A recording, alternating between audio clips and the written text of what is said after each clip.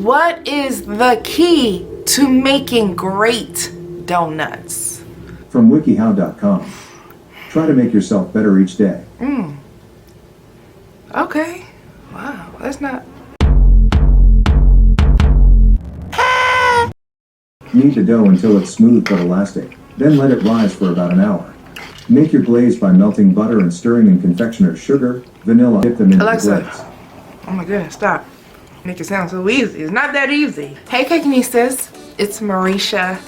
Welcome to another interesting video where we attempt to make something and it kind of turns out okay, but it's not the way that we had expected for it to turn out. So therefore we name it something different so that we can still slide on through, because it was still successful in a sense, but it's not what we intended it to be. I'm going to be making a creme brulee donut fritter. Bang! You've never seen a donut fritter before. This is all part of the big disclaimer that I have to have in case you came on here looking for a solid donut recipe. This probably isn't that. But if you came looking for the best donut fritter that you've ever had in your life, my goodness, did you come to the right place. So if you have not done so yet, go ahead and subscribe to the channel. Press on the notification bell. And let's get started. Alright Cakenistas, I have all of my mise en place ready. And the first thing that I'm going to do is microwave my whole milk. I need that to be 110 degrees so that when I add my yeast into it, which I'm going to do right now, it activates. I'm going to put my yeast and my sugar into my milk, and I'm going to let it sit to foam up for about 10 to 15 minutes. Now I actually let my milk and yeast sit for about 15 minutes. When I say there was no light, this yeast is trash. But I don't have milk to just be thrown away and doing it over. I simply strained it. I strained my milk. This is an experimentation, but I strained it, took a little teeny bit out. Definitely not the full amount. And I reheated that milk and I put some more yeast in there, and that yeast foamed up very nicely. It worked. But the effects of having that double yeastation, these are things, I'm a scientist, Cakenista. I would be lying if I said that I was not even just a little bit nervous, but we are going to see where this goes. I'm going to begin making my donut dough. So I'm going to add in my all-purpose flour, a little bit of salt. In a separate bowl, I'm adding in some melted butter, some sugar, some egg. I'm going to whisk all of that together, and then we're going to combine these two. Now, as you can see, I'm using my standing mixer and my dough hook. Look at my yeast, looking beautiful.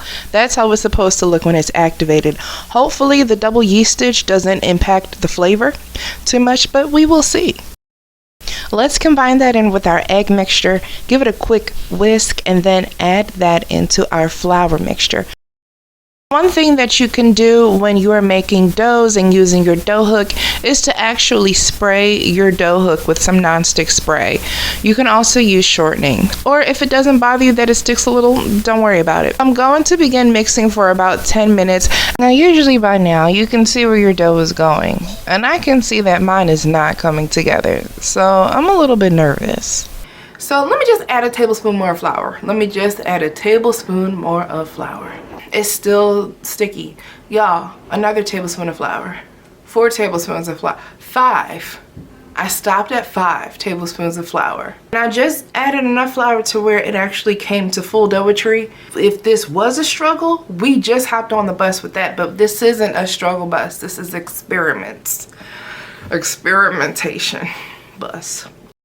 I have seen a lot of donut dough, and the dough that I was getting before adding in those extra 5 tablespoons of flour, it was not dough. But this to me looks like we are more so along the lines of a donut dough. So that's what I'm going for. I'm going to roll it out onto my silicone mat with a little bit more flour. I'm going to stretch it, and now I'm going to let this rise. So I put this in a bowl with a little bit of oil, and I'm going to cover it up with some plastic wrap, let it rise for about an hour and a half. I actually put it outside. It was 73 degrees on this day, so it was perfect temperatures.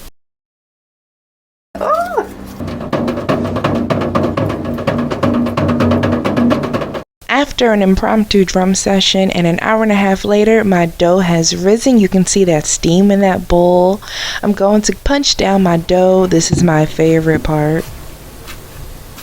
It's honestly looking more like a focaccia dough. I definitely have more experience with some doughs versus others, and I have a lot of experience with focaccia dough. It's very similar in the fact that it's starting to build air bubbles. Not a lot of air bubbles like focaccia, but it's got more than donut dough does. But we're going to continue to roll out the dough and then cut out our donut shapes.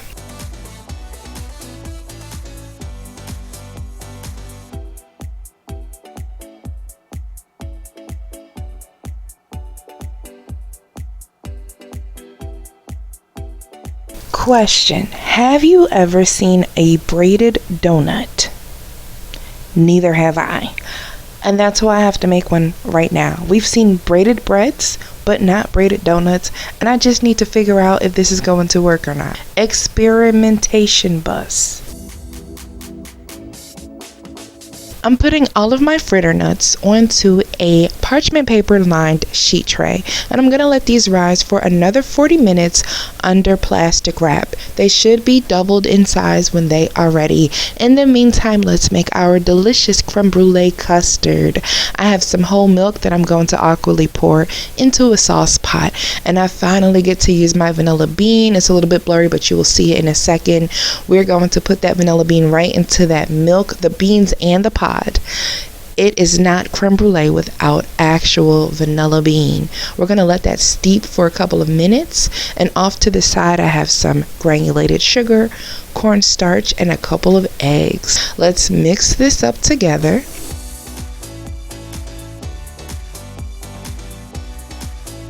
Funny how I never opt for the actual bowls. I opt for little cups that make it very awkward for me to mix anything, but it looks so cute. Look at the texture on the side of the cup. I don't have any bowls that are this cute. Maybe I just have to look for some. Anyway, now I'm going to temper my hot milk into my egg mixture, and that's so that when we add in the egg mixture, it won't just turn into cooked scrambled eggs. So you can see I am whisking vigorously, and I'm only going to do this on the heat for just a couple of minutes until it starts to thicken up.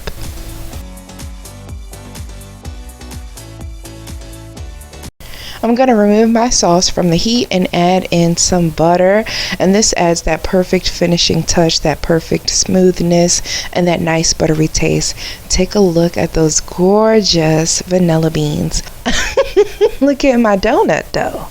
Not looking quite donut doughy, right?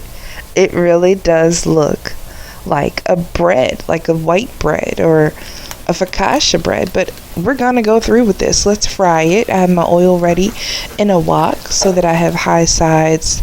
I just thought that it would be good for me, and I'm frying this on medium heat. And when I flip it over, I'm like, okay, once again I'm waiting for some type of risation to happen, and my donut didn't even keep its shape. It's not giving Krispy Kreme or anywhere near. It's not even giving Dunky Donies from around the corner. It's not giving any of that. So I'm just like, should I stop? But just looking at those air bubbles, everything in it is screaming fritternut. My only concern now is, am I going to be able to fill these? Now what I really should have done was added some herbs and spices and baked it with olive oil and garlic. Added some tomato sauce, mozzarella cheese, basil of course, and ground sausage and pepperoni, and made y'all a nice little pizza. Yeah, because that's what this is giving me. This is really let's just try it and see. Opening this up, it's crispy on the outside and it's so fluffy on the inside. It's definitely a beautiful bread.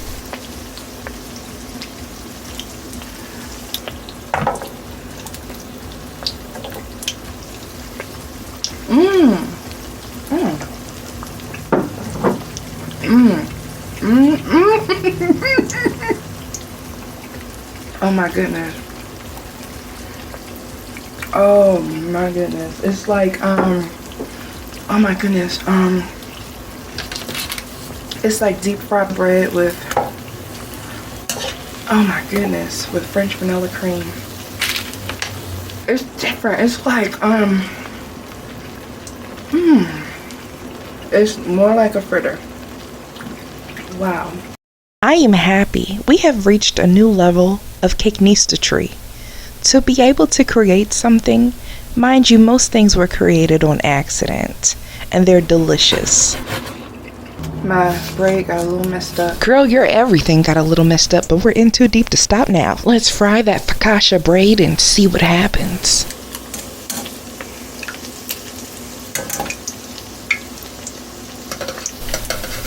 You can definitely tell that my oil got a little bit too low in temperature, so it wasn't quite done on the other side just yet. I've got my pastry cream in my bag with my nozzle. I've been waiting for years to use this nozzle on some donuts. And then I think I'm gonna do fruit.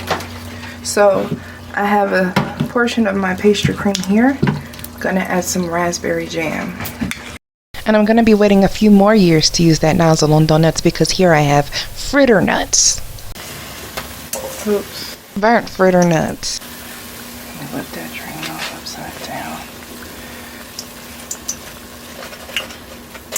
Oops, okay, don't be slurry. It's a slippery slope, you know, once one thing goes wrong, it's bound to happen. Just a few more things. I'm going to mix my pastry cream and raspberry jam to make a nice raspberry custard filling. Isn't that a fun little twist? We need something fun. Now it's time to fill our Fritternuts. My only concern here is that the filling is going to come out through the other side because we do have a very holy dough. It's very airy and it's also very, very flat. There's really no space for me to get a good amount of custard in there, but I got something, and something is better than nothing. Maybe that's all that I need. The other thing is that the outside is really crispy and there's also a lot of air pockets here, so at any given moment I'm expecting to see some custard come through on the other side. Now let's make our creme brulee topping. This is that crunchy caramel layer that we all look forward to. 2 parts sugar, 1 part water, and we're gonna let that cook down until it gets to be a nice amber color. And we're gonna take it to that hard crack stage. Now this was definitely difficult because I have like no donut to hold on to while I'm dipping. You don't want to burn yourself with that. That is a serious burn. Oh.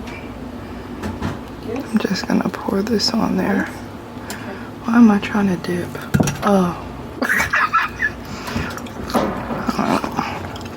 Why didn't I just pour it? So now by the time I actually pour it, now it's all thick.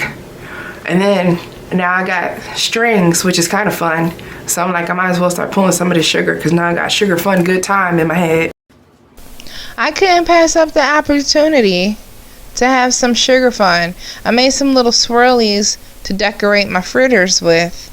And they're definitely gonna, you know, slide off the moment that I pick them up. It tastes delicious. It tastes like a deep caramel. Look, that's me trying to make ribbons, like how you see during the holidays. Now I'm going to dust my donuts in powdered sugar. And by dust, I really mean heavily coat. Because I was trying to make them look a little bit better. And then I realized that's too much, girl. Then I took some off and that looks even worse. So I should have just left it at that dusting. But either way, you guys, we have 2 very delicious flavored fritters. We have our creme brulee topped with gorgeous pulled sugar strands, and we also have our raspberry cream. Oh my gosh.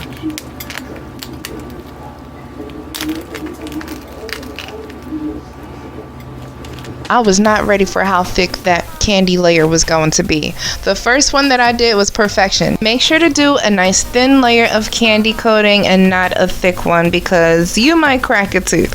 I hope that you guys enjoyed this video. Couture and a Fritternut. Bye guys. I've made donuts, I think I made them once before, and they were very successful, but that recipe was out of a textbook. It might have just been me, you guys. Would I call this a struggle bus video? No, not really. Not really. No. Happy mistakes we made, happy ones. I don't get discouraged when things don't go my way. I get excited. Well, let's drain this milk. Let's reheat the milk and see what happens. When I tell you though, we sat down and the creme brulee donut fritter was amazing. If y'all want a standard actual donut, as we know them to be, then stay tuned for another video where I'm going to try again.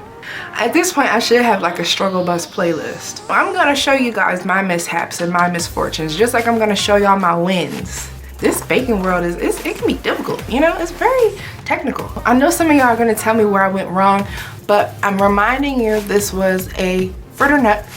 The cakeista comment of the day is going to go to Moni L4379 on my butter pound cake, a whole struggle bus tutorial. Moni says, I think I'm loving big batch baking. I hate when I find a recipe for 2 cookies. I have to multiply by 13 to get a real batch. That is horrible. I've never found a recipe for like 2 little things.